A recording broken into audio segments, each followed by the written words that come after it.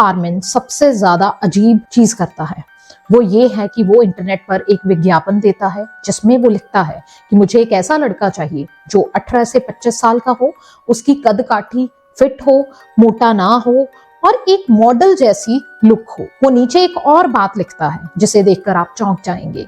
वे कहता है कि मैं इस लड़के को सिर्फ इसके लिए नहीं चाहता कि उसकी लुक्स अच्छी हो, मैं उसे खाना भी चाहता हूँ।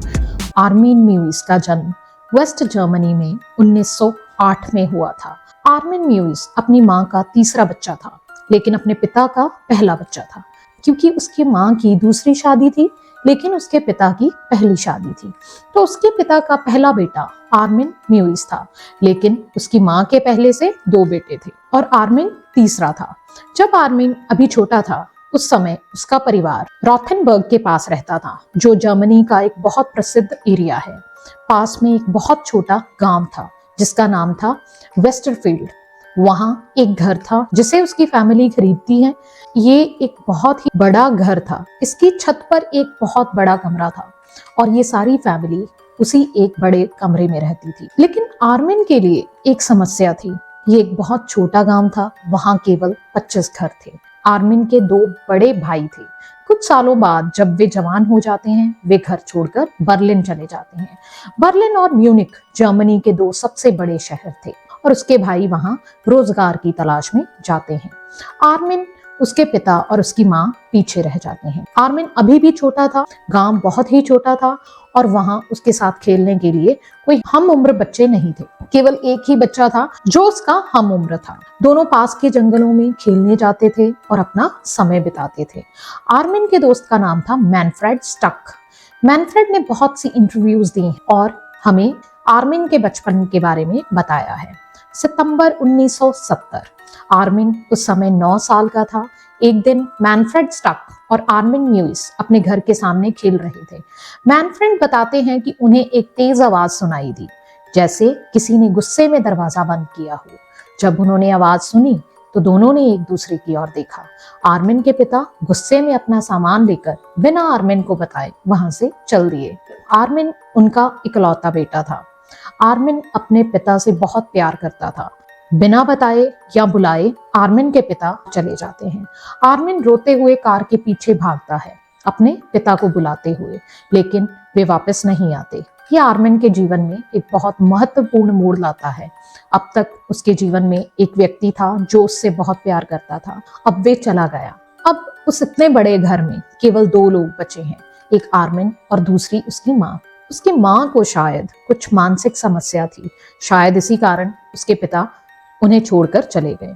अब आर्मिन जो 9 साल का था, मैनफ्रेड अपने इंटरव्यू में कहते हैं कि आर्मिन के साथ उसका जीवन पूरी तरह बदल जाता है। उसकी माँ घर का कोई भी काम नहीं करती, हर काम आर्मिन करता है, चाहे वे भारी काम हो, हल्का काम हो, किचन का काम हो। उसकी माँ हमेशा उसे मिंचन कहकर बुलाती थी।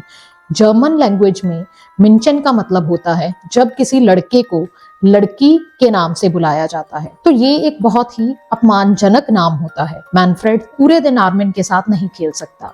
आर्मिन अपना अधिकांश समय अकेले बिताता है उसी गांव में। आर्मिन के इंटरनेट पर बहुत से इंटरव्यू उपलब्ध हैं। उन इंटरव्यूज में उसने कहा है, जब मैं अकेला था, क्योंकि मेरे साथ खेलने वाला कोई नहीं था, कोई प्यार करने वाला भी नहीं था, मेरी माँ बहुत कंट्रोल करने वाली थी। आर्मिन ने बताया कि धीरे धीरे अजीब विचार मेरे मन में आने लगे। आर्मिन कहता है कि मैंने रॉबिन्सन क्रूसो की एक किताब पढ़ी। उस किताब में एक दृश्य है जिसमें रॉबिन्सन क्रूसो बताते हैं कि वो एक द्वीप पर गए, वहां रहने वाले लोग जानवरों का शिकार करते हैं, मांस खाते हैं। रॉबिन्सन क्रूसो के दोस्त को वो आइलैंड पर रहने वाले कबीलाई लोग पकड़ लेते हैं, उसे मारते हैं और खाते हैं। किसी तरह रॉबिन्सन क्रूसो उस द्वीप से बचकर निकल जाते हैं।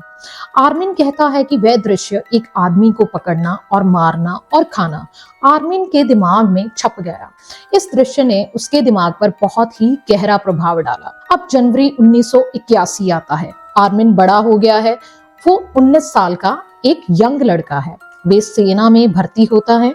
मैनफ्रेड भी सेना में शामिल होता है। आर्मिन सेना में भर्ती होने के बाद लोगों को सोशलाइज होते देखता है। वे वहां सहज महसूस नहीं करता। ऐसा इसलिए क्योंकि उसने अपने जीवन का अधिकांश समय उसे दोस्त बनाना बहुत ही मुश्किल लगता था।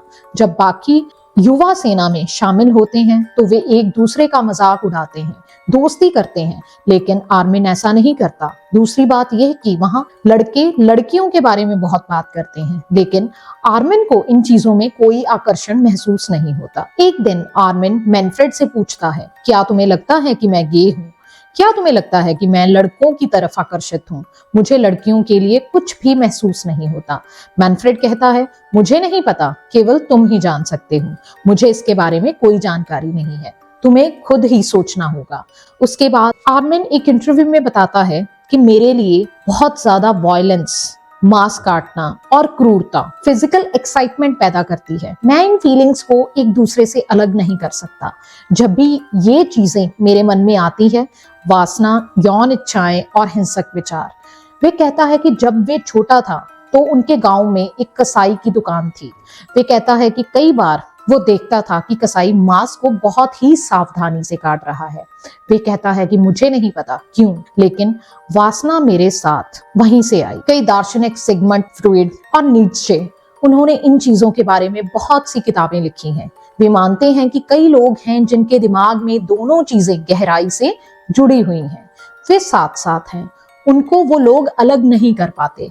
सामान्य लोगों के लिए हत्या और काटना अलग अलग चीजें हैं, लेकिन इन लोगों के लिए वासना और ये क्रूरता, ये दो चीजें साथ साथ रहती हैं। आर्मिन सेना में अन्य लड़कों और सैनिकों से बचने लगता है। वह उनसे दूर रहने लगता है और वहां उसे समर्थन मिलता है शराब का। वह शराब में डूब जाता है धीरे धीरे, क्योंकि शराब का स्तर इतना बढ़ जाता है कि 1993 में जब आर्मिन 32 साल का था, जर्मन सेना उसे बताती है कि तुम्हारी शराब की लत इतनी बढ़ गई है कि तुम्हें सेना के लिए फिट नहीं समझा जा सकता। तो जर्मन आर्मी उसे घर वापस भेज देती है। आर्मिन उसी गांव में लौटता है जहां से वे गया था। अब उसकी माँ बूढ़ी हो गई है। उसकी मानसिक स्थिति उम्र के साथ और खराब हो रही है।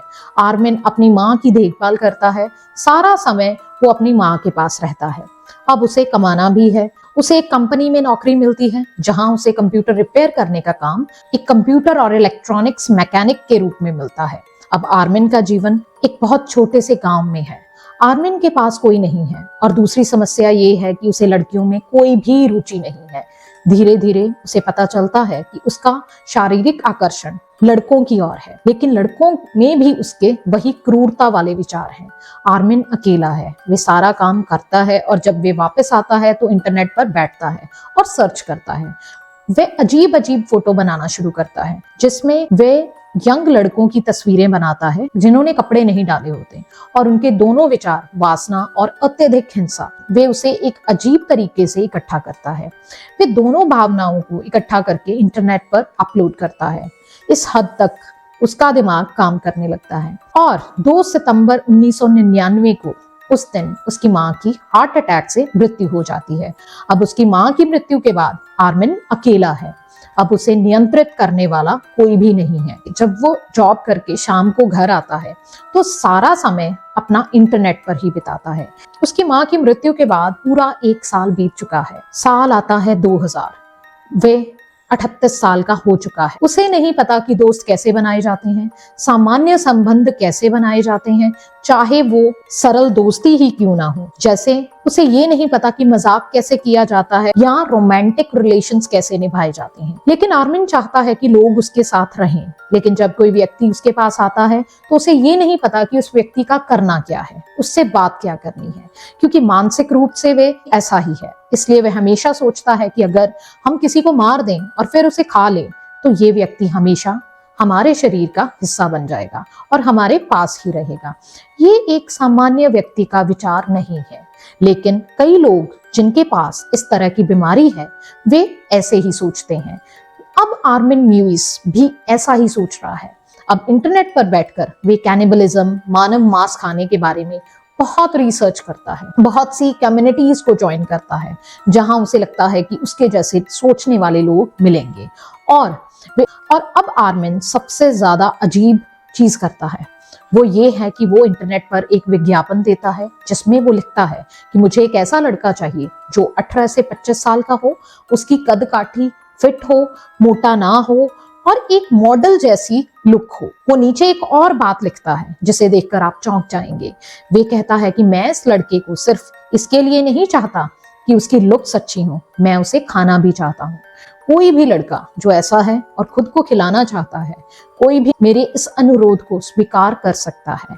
आर्मिन ये विज्ञापन देता है तो वो देखता रहता है, कभी कोई इस विज्ञापन का जवाब नहीं देता। आर्मिन फिर 18 से 25 साल की उम्र को चेंज करके 30 साल का कर देता है। जब वो विज्ञापन में उम्र को 30 साल बढ़ाता है तो कुछ दिन बाद एक व्यक्ति उससे इंटरनेट पर संपर्क करता है। वह है जॉर्ज पॉसर। वह जॉर्ज पॉसर 30 साल का है और वह उसके विज्ञापन को देखकर उससे संपर्क करता है और उससे इंटरनेट पर बात करना शुरू करता है। वे कहता है कि ठीक है, मैं भी तुम्हारी तरह सोचता हूँ और तुम मुझे खा सकते हो। वे कुछ दिनों तक बात करते हैं, लेकिन उसके बाद जॉर्ज पॉसर को भी पता चलता है और वो कहता है कि नहीं, ये सिर्फ एक खेल था, मैं मरना नहीं चाहता, लेकिन मैं तुम्हें खुद को खिलाने के लिए तैयार नहीं हूँ। फिर 14 फरवरी 2001 को एक 43 वर्षीय व्यक्ति जिसका नाम है बर्नार्ड जर्गन ब्रांडेस, वह एक इंजीनियर है, बहुत शिक्षित व्यक्ति है, बहुत अच्छी नौकरी कर रहा है। वे बायसेक्सुअल है, मतलब कि वो लड़कियों और लड़कों दोनों की तरफ आकर्षित होता है। वो आर्मिन को कहता है कि हाँ, मैं तुम्हारे साथ ये काम करने के लिए तैयार हूँ और उसके बाद तुम मुझे खा भी सकते हो। और यहाँ एक और बात हो रही है, पहले मिले लड़के जॉर्ज पॉसर वह इस साइकोलॉजिकल लेवल पर नहीं था जिस पर आर्मिन था, लेकिन बर्नार्ड जर्गन ब्रांडेस की मानसिक स्थिति बिल्कुल आर्मिन म्यूइस जैसी थी। वे कुछ दिनों तक इंटरनेट पर बात करते हैं, सब कुछ प्लान करते हैं डिनर पार्टी की तरह। एक और मानसिक बीमारी है, उसे कहते हैं मैसोचिज्म। मैसोचिज्म क्या है? जब हम दर्द महसूस करते हैं तो ये लोग उस दर्द का आनंद लेते हैं, उन्हें उस दर्द को सहन करने में मजा आता है। और बर्नार्ड जर्गन ब्रांडेस इस बीमारी के बहुत बड़े शिकार है। बर्नार्ड ब्रांडेस आर्मिन म्यूज से कहते हैं कि जब हम मिलेंगे तो सबसे पहले आप मेरा प्राइवेट पार्ट काटेंगे। उन्होंने ये नहीं सोचा था कि प्राइवेट पार्ट को काटने में दर्द होगा। उन्होंने ये सोचा था कि जब उनका प्राइवेट पार्ट काटा जाएगा तो दर्द होने पर उन्हें प्लेजर मिलेगा, आनंद मिलेगा। वह मैसोचिज्म के इतने शिकार हैं कि वह ये बात दूसरे व्यक्ति से कह रहे हैं। वह दिन आ जाता है 9 मार्च 2001। वे केसल स्टेशन पर मिलते हैं। बर्नार्ड ब्रांडेस बायसेक्सुअल है, वे लड़कों और लड़कियों दोनों की तरफ आकर्षित होता है। उनकी साथी का नाम रीनी स्नीक है, जो एक लड़की का नाम है, शायद उनकी पत्नी होंगी। वे अपनी पार्टनर को कुछ नहीं बताते कि वो क्या करने जा रहे हैं। तो मिलने से पहले वे सभी चैट्स की डिटेल, जिसे डिजिटल फुटप्रिंट्स कहा जाता है, उन्हें डिलीट कर देते हैं, जिसमें सारी डिटेल्स थी कि वो किसे मिलने वाले हैं, क्या करने वाले हैं, या उनकी आर्मिन म्यूज से क्या बातचीत हुई। वे बर्लिन रेलवे स्टेशन पहुंचते हैं और वहां से केसल के लिए 1 वे टिकट लेते हैं। वे केसल पहुंचते हैं और आर्मिन म्यूज वहां अपनी कार में इंतजार कर रहा होता है। दोनों कार में बैठते हैं और आर्मिन उन्हें अपने घर ले जाता है। जब दोनों वहां पहुंचते हैं, आर्मिन किचन में जाता है और बर्नार्ड के लिए कॉफी बनाता है। और उसके बाद क्या हुआ, आर्मिन ने अपने इंटरव्यू में बताया। उसने कहा कि जब उसने कॉफी बनाई और किचन से बाहर आया जहां बर्नार्ड ब्रांडेस बैठे हुए थे, तो आर्मिन ने देखा कि बर्नार्ड ब्रांडेस ने कोई भी कपड़ा अपनी बॉडी पर नहीं पहना है। वो बिल्कुल नग्न हालत में थे और उन्होंने आर्मिन से कहा कि मैं चाहता हूं कि आप अपने खाने को ठीक से देखें। और फिर वे कहते हैं कि जब आप मुझे मार रहे होंगे और सब कुछ होगा तो मैं उस समय होश में नहीं होना चाहता, क्योंकि मुझे डर लगेगा। इसलिए आर्मिन के घर में कोई दवा है जिससे बर्नार्ड ब्रांडेस बेहोश हो जाएंगे और बर्नार्ड ब्रांडेस को वो दवा दी जाती है। लेकिन क्या होता है, बर्नार्ड पर इसका कोई भी असर नहीं होता और इसलिए वे पूरी तरह से बेहोश नहीं होते, वे अभी भी होश में हैं। यहाँ आर्मिन कहते हैं कि जब उन्होंने वह दवा ली लेकिन बर्नार्ड ब्रांडेस होश में थे तो वे अपना मन बदलते हैं और बर्नार्ड कहते हैं कि नहीं, मैं घर जाना चाहता हूँ। उसके बाद आर्मिन उन्हें कार में बिठाते हैं और दोनों रेलवे स्टेशन की ओर वापस जाते हैं। रास्ते में बर्नार्ड ब्रांडेस फिर से कहते हैं, नहीं रुको, मैं घर जाऊंगा और मैं क्या करूंगा, मैं पहले से ही बहुत देर कर चुका हूँ। अगर मैं घर जाऊंगा तो रीनी स्नीक मुझसे क्या कहेगी और मैं उससे क्या एक्सप्लेनेशन दूंगा कि मैं इतनी देर से घर क्यों आया और मैं सारी रात कहाँ था, क्योंकि अब तक मैंने अपने पूरे जीवन में बिना बताए कभी घर से बाहर नहीं गया। अब वापस घर चलेंगे और बर्नार्ड आर्मिन को कहते हैं कि तुम रास्ते से कोई दवा ले लो जिससे मैं होश में ना रहूं, और फिर जो तुम मेरी बॉडी के साथ करना चाहते हो तुम कर सकते हो। ये सब आर्मिन बता रहे हैं कि बर्नार्ड ब्रांडेस ने क्या कहा था। आर्मिन के अनुसार वे रास्ते में एक जगह रुकते हैं, कुछ दवा लेते हैं, वापस आर्मिन के घर जाते हैं। वहां आर्मिन बर्नार्ड को दवा देते हैं। अब बर्नार्ड होश में है। अब आर्मिन अपना काम शुरू करता है। आर्मिन कोशिश करता है कि बर्नार्ड का प्राइवेट पार्ट काट दे। एक और बात, वह इस पूरे प्रोसेस की वीडियो बनाता है, जो वीडियो बाद में पुलिस को बरामद हुई। आर्मिन किचन में चाकू लाने जाता है और बर्नार्ड का प्राइवेट पार्ट काटने की कोशिश करता है, लेकिन उससे उसका प्राइवेट पार्ट नहीं कट पाता। फिर वो एक बहुत तेज और बड़ा चाकू लाता है और एक झटके में बर्नार्ड का प्राइवेट पार्ट काटता है। इससे पहले वीडियो में वो ये बात करता है और बर्नार्ड जर्गन ब्रांडेस आर्मिन से कहता है कि जब आप मेरा प्राइवेट पार्ट काटोगे तो उसके बाद हम दोनों उसे खाएंगे। लेकिन बर्नार्ड को बाद में इतना दर्द महसूस होता है कि 2 मिनट से अधिक समय तक चीखते रहते हैं, तड़पते रहते हैं और उनका बहुत ही ज्यादा खून बहता है। दूसरी ओर आर्मिन उसे खाने की कोशिश करता है, लेकिन वह नहीं खा पाता। जब वह बर्नार्ड के प्राइवेट पार्ट को काटने के बाद नहीं खा पाता तो वो उसे फ्राई करता है और फिर से खाने की कोशिश करता है। इस समय में बर्नार्ड जर्गन ब्रांडेस की हालत बहुत खराब है, उनका खून बहुत ज्यादा निकल रहा है। अब वे कहते हैं कि आर्मिन तुम मेरे लिए एक काम करो, मुझे बाथ टब में डाल दो और मुझ पर गर्म पानी डालो, क्योंकि मेरा शरीर ठंडा हो रहा है और अगर गर्म पानी मुझ पर डाला जाएगा तो खून ज्यादा तेजी से निकलेगा और मेरी मौत जल्दी हो जाएगी। आर्मिन ऐसा ही करता है, पानी गर्म करता है, बर्नार्ड ब्रांडेस को उसमें डालता है और उन पर गर्म पानी डालता है। अब बाथटब में बर्नार्ड जर्गन ब्रांडेस का खून बह रहा है, वह अभी भी जीवित है। आर्मिन कुछ समय बाद उसे बर्नार्ड की बॉडी को बाहर निकालता है, लेकिन वह देखता है कि बर्नार्ड की सांस अभी भी चल रही है। लेकिन आर्मिन को भूख लगी है, वह डिनर करना चाहता है। बर्नार्ड अभी भी सांस ले रहे थे। चाकू की मदद से आर्मिन बर्नार्ड की बॉडी को काटना शुरू करता है। चाकू से उनका गला काटता है और फिर हर भाग को अलग अलग करता है, जैसे सब्जियां काटी जाती हैं। ये सब करने के बाद वह बर्नार्ड के शरीर से मांस अलग करता है और मांस को छोटे छोटे बैग्स में फ्रीजर में रखता है। सिर को अलग रखता है, हड्डियों को घर के बाहर रखता है।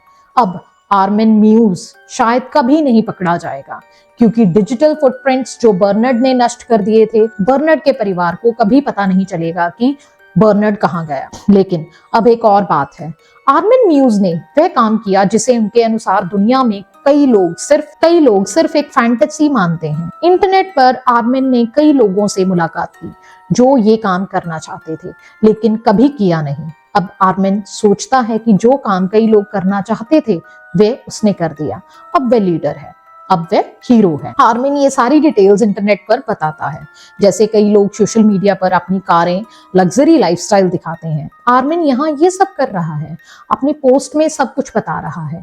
कुछ महीनों बाद वह फिर से उसी अनुभव को दोहराना चाहता है।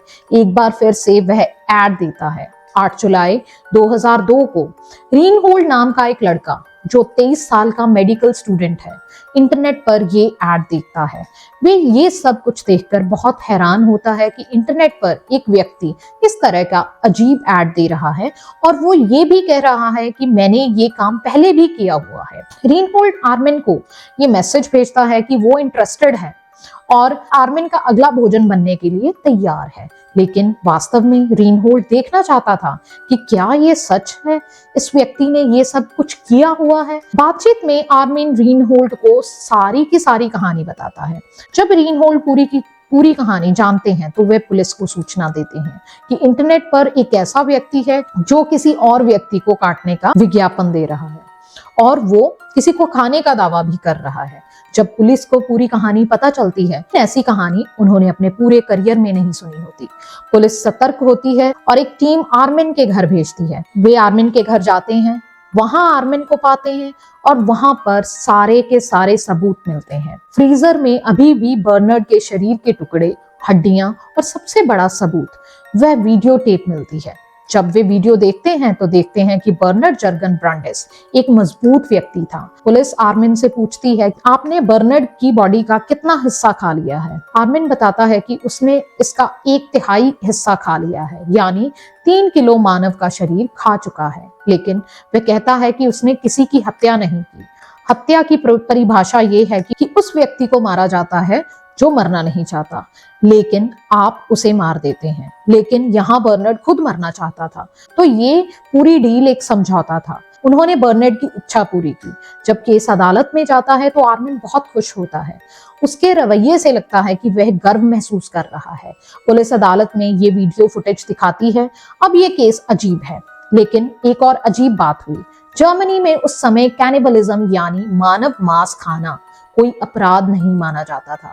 आप ये सुनकर हैरान होंगे, बचाव पक्ष के वकील कहते थे कि ये कानूनी है, लेकिन आर्मिन ने हत्या भी की थी, जो पहला अपराध था। अब ये केस बहुत लोकप्रिय हो गया था, विशेष रूप से पश्चिमी दुनिया में। न्यायाधीशों के सामने दुविधा थी। आर्मिन को आजीवन कारावास मिलता है। 9 मई 2006 को फ्रैंकफर्ट में उसे 15 साल की सजा दी जाती है और केस खत्म हो जाता है।